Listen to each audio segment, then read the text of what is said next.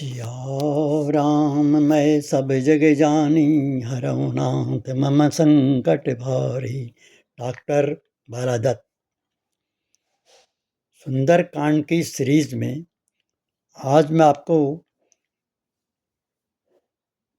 उस अंश की ओर ले जाऊंगा जहां से हनुमान जी अपना काम पूरा करने के बाद किष्किंधा कांड लौटने से पहले माता सीता के पास जाते हैं और उनसे कहते हैं कि माता, मुझे जैसे रामचंद्र जी ने अंगूठी दी थी वैसे ही आप कुछ पहचान दीजिए। सीता जी तत्काल उन्हें अपनी चूड़ामणि उतार कर उनको दे देती हैं और उनको समझाती हैं कि बेटे, तुम रामचंद्र जी से मेरी सारी व्यथाएं बताना और उनको बता देना कि वो बहुत दुखी हैं और अब उनका 1 महीने से अधिक जीवित रहना मुश्किल है, क्योंकि तब मुझे रावण का सामना मैं नहीं कर पाऊंगी। सीता जी को बहुत सांत्वना और ढाढ़स और उत्साह बढ़ाकर वो लौटे। जैसे ही वो समुद्र के पार आए, लंका से पार आए, समुद्र के पास बंदरों ने खिलखिला कर उनका स्वागत किया और उन्हें उनके जीवन में एक नव जीवन संचार हो गया। वो चले और फिर किष्किंधा में पहुँचे तो वहाँ की वाटिका में भी उन्होंने उसी तरह से फल खाने और पेड़ तोड़ने का काम किया।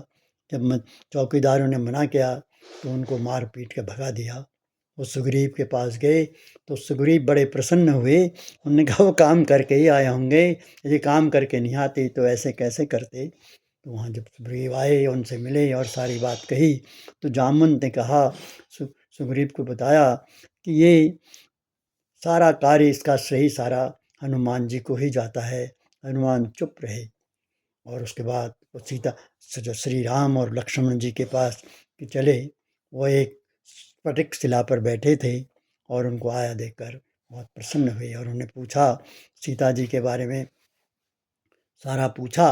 उसका विवरण हनुमान जी ने पूरी तरह से दिया और बताया कि किस तरह से वहाँ क्या क्या काम हुआ। लेकिन अभी वो पूरी तरह से निश्चिंत नहीं हुए थे कि उन्होंने जो काम किया है उसके कारण भगवान को प्रसन्नता होगी या नहीं होगी। और उस पर जब हनुमान जी से बातचीत हुई, उन्होंने सारा विवरण सुना दिया तो सीता जी के बारे में सब कुछ खबर दे दी। तो उन्होंने कहा कि हनुमान, तुमने तो मेरे पर बहुत बड़ा उपकार किया है। ऐसा कोई भी मेरे पे इस तरह का उपकार नहीं कर सकता है। मैं तुम्हारा ऋणी हूँ और उस ऋण को कैसे चुकाऊंगा।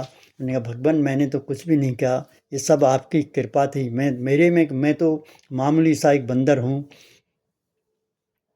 तब रामचंद्र जी ने उनको गले लगाया और आगे सारी बात पूछी तो वो उनके चरणों में लेट गए और वो उठे ही नहीं। और उन्होंने उनसे कहा, जब तक आप अपनी सुखदायी अनपावनी कृपा मुझे अनपावनी भक्ति मुझे प्रदान कीजिए। भगवान राम ने उनको ए मस्त कहकर वो प्रदान कर दिया। धन्यवाद। चलो।